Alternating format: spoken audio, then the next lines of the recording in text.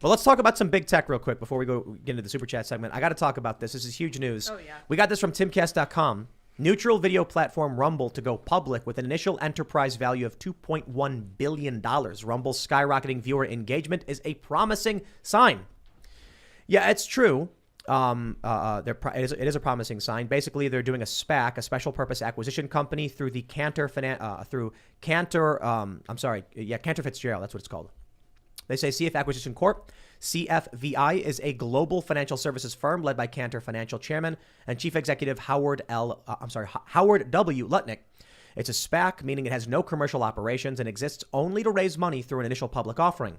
It exists with the intention of merging with another company. So we know that it's going to be merging with Rumble. The company will then become Rumble, effectively allowing Rumble to go public.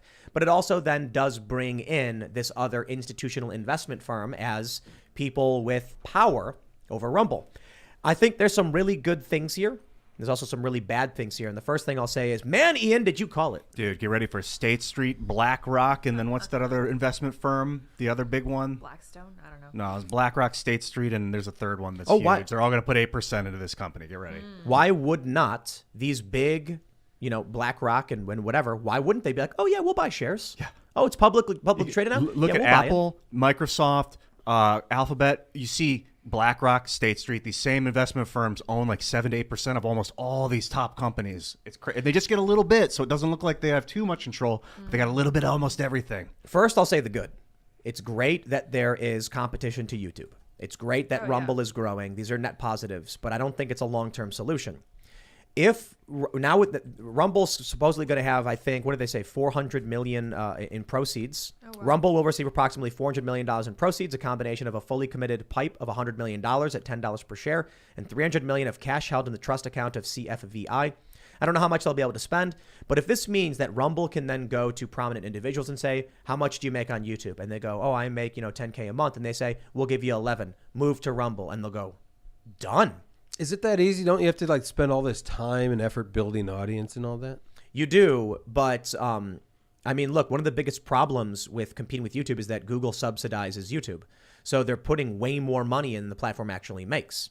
They're effectively doing just that. Stay on our platform, you're going to make all this money based on your viewer count. Rumble can counter that, and they did by basically doing deals with people. We'll give you X years at X amount of money to produce content on the platform.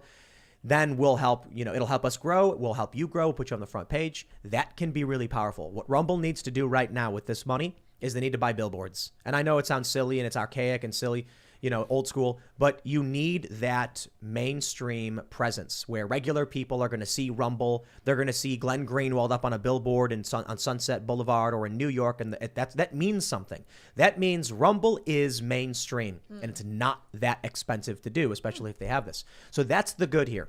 Here's the bad.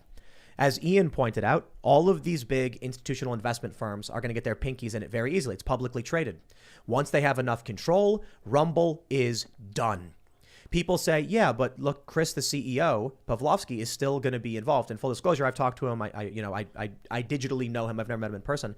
And I said, yes. And when I worked at Vice, Shane Smith, the CEO, controlled the board. And that became a feminist company in a couple of years after they took investment from large institutional investment firms.